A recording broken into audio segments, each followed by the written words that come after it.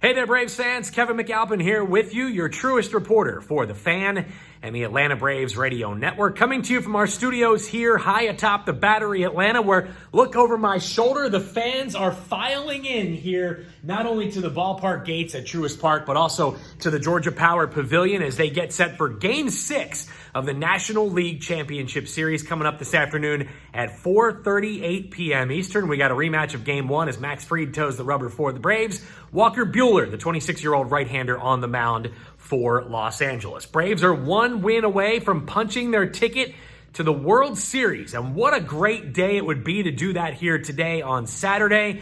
Just so happens to be Brian Snitker's 65th birthday. So, of course, congratulations to the skipper.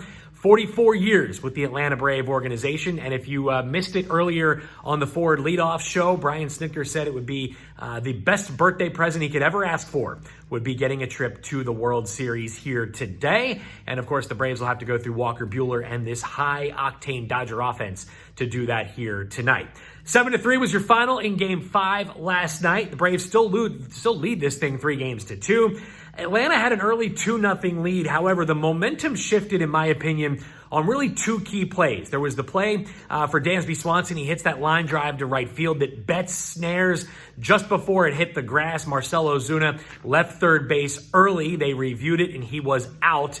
So the inning came to an end. So you had a 2-0 game that could have been 3-0, and it became 2-1 as Corey Seager led the fourth inning off with a home run and got the Dodger offense awoken here. But the other place that the momentum shifted last night was in the top of the sixth. The Braves bring the lefty Will Smith into the game. He issues the walk to Max Muncy. That was a left-handed batter he was supposed to get out.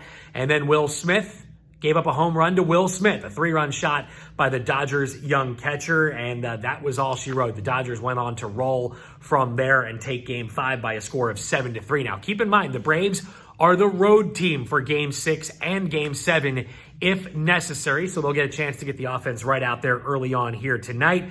The Braves have been led by a couple of really big bats in this lineup here in the postseason. Of course, Marcell Ozuna, he's been doing it all season long. Same with Travis d'Arnaud, 1 for 3 with a couple of RBI in last night's ballgame. 10 runs driven in on the NLCS for Travis d'Arnaud. That is a new Braves record for catchers in a postseason. He's done it and surpassed Javi Lopez's previous record, and it's the most RBI in a postseason since all the way back in 2010 for a catcher, when Mike Napoli and Yadier Molina had 13 and 12 respectively. And of course, a couple of guys who had a number of opportunities in the postseason year in and year out. Like I said, Max Fried gets the ball for the Braves here tonight. In the regular year, Fried 7-0 with a .225 in 11 starts. It'll be his fourth career postseason start and his 12th overall appearance.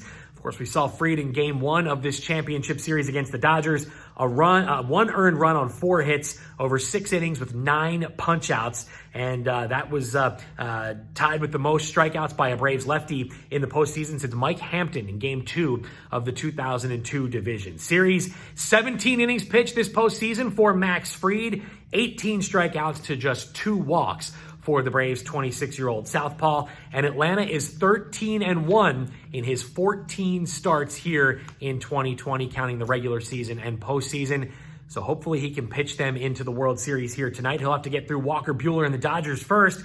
26-year-old right-hander making his 10th career postseason start. In Game 1, he worked 5+ innings. He gave up a run on 3 hits, walked 5. Uncharacteristically wild was Walker Buehler. He also had 7 punch-outs in that game. The lone blemish on his line was a solo homer from Freddie Freeman early in the game.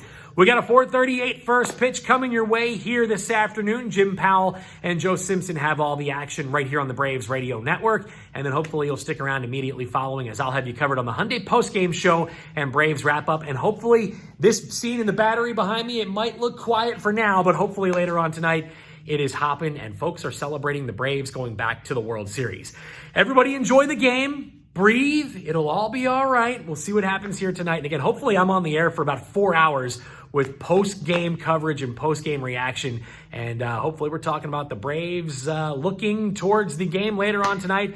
Astros and Rays playing Game 7 of that series, looking at who their opponent will be in the Fall Classic.